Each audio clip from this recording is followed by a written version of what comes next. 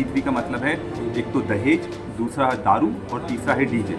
इन तीन चीज़ों से हमारी संस्कृति को बहुत ज़्यादा नुकसान हो रहा है। जो महुए की शराब है, जो पारंपरिक जिसका उपयोग रहता है, उसके अलावा सारी शराबों पर प्रतिबंध लग जाना चाहिए।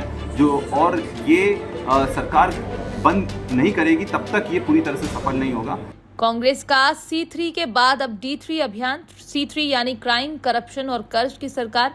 D3 यानी दहेज, दारू और डीजे के खिलाफ। कांग्रेस का इल्जाम, आदिवासी इलाकों को बना दिया शराब का गढ़।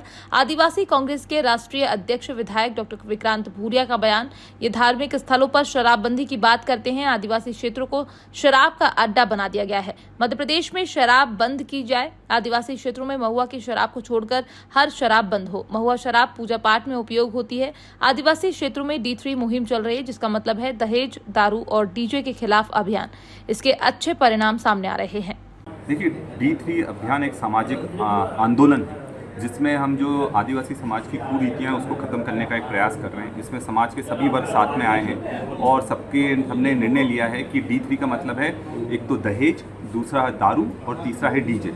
इन तीन चीज़ों से हमारी संस्कृति को बहुत ज़्यादा नुकसान हो रहा है। उसको रोकने के लिए ये प्रयास है और इसका जो प्रभाव ज़मीन पर दिख रहा है बहुत ज़बरदस्त दिख रहा है। और मेरा ये सरकार से आग्रह है कि ये जिस तरह का शराबबंदी को लेकर भी हम समाज ने एक आवाज़ उठाई है, इसको सरकार को करना चाहिए। और जिस तरह से धार्मिक संस्थानों पर अगर शराब बंद हो सकती है, तो आदिवासी क्षेत्रों में शराब क्यों नहीं बंद हो सकती है?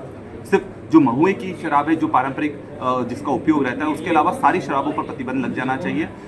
और ये सरकार बंद नहीं करेगी तब तक ये पूरी तरह से सफल नहीं होगा। जिस तरह से झाबुआ अलीराजपुर को 400 करोड़ का ठेका गया है, आदिवासियों को पूरी तरह से शराब में झोंकने का काम इस सरकार ने करा है, उस पर प्रतिबंध लगना चाहिए। क्योंकि वेस्टर्न मध्य प्रदेश में ये 20,000 करोड़ का सिंडिकेट है, जिसका सरकार भी एक हिस्सा है, पुलिस भी हिस्सा है, प्रशासन भी हिस्सा है। और उस कारण से ये जो पूरी शराब है, ये गुजरात को सप्लाई करने का काम करते हैं और इस पर रोक नहीं लग रहा है। तो मेरा सरकार से मैं ये अपील करता हूं कि आप भी इस D3 अभियान का हिस्सा बने और शराब पर आदिवासी क्षेत्रों में प्रतिबंध लगाने का काम करें। देखिए, महुआ हमारा जो भी पारंपरिक पूजा पाठ होते हैं उसमें उपयोग होता है। उससे वो फूल से तैयार होती है, जो महुए का फूल होता है उससे वो तैयार होती है। और उसमें जिस तरह से बाकी रीति रिवाज में गंगा जल का उपयोग होता है, वैसे हमारे इसमें महुए की शराब का उपयोग होता है। और ये इसलिए पारंपरिक होने के कारण, क्योंकि 5 लीटर तक का तो सरकार की तरफ से अनुमति है भी उसकी, तो बाकी जो शराब है वो सेहत को भी बहुत नुकसान करती है। इसलिए उस पर बाकी शराबों पर भी प्रतिबंध लगना चाहिए।